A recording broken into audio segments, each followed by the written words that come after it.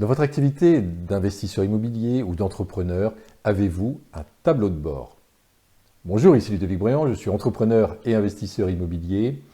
Le tableau de bord, c'est un outil qui va vous donner une vision globale et simplifiée de votre activité. C'est un excellent exercice qui vous oblige en fait à revenir à l'essentiel. Donc, quand j'avais mon groupe d'entreprises, donc il y a eu jusqu'à 40 sociétés à gérer en même temps, et on est arrivé à synthétiser en fait sur une feuille l'ensemble des données du groupe. Donc il a fallu simplifier à l'extrême, trouver vraiment les facteurs clés les plus importants donc, de l'activité, et j'avais donc ces reportings, donc à peu près, ces reportings chaque mois, donc le 5 ou le 6 du mois. Et c'est ce que je vous invite à faire. Alors, les indicateurs sont bien sûr différents.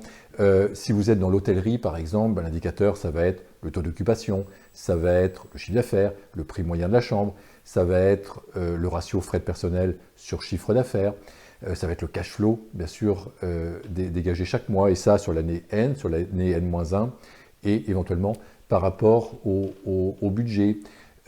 Si vous êtes dans l'immobilier, ça va être le cash flow, ça va être les travaux éventuellement. J'aime bien également ajouter une note en bas de page qui est plutôt une note de satisfaction client. Donc sur l'hôtel, ça peut être la note booking par exemple, mais si on est dans l'immobilier, ça peut être simplement la satisfaction de nos locataires. Est-ce qu'on a des remarques de locataires, de choses comme ça? Un préavis, ça c'est un fait marquant important du mois. Donc s'il y a un préavis de départ, eh bien on le note. Donc ça permet d'avoir vraiment sur une seule feuille, une seule page, eh bien, une vision synthétique de ce qui s'est passé donc, le mois précédent.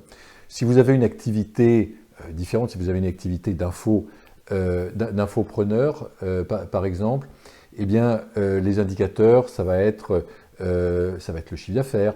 L'indicateur, ça va être le ratio publicité sur chiffre d'affaires. Ça va être le prix, le coût moyen d'acquisition d'un client.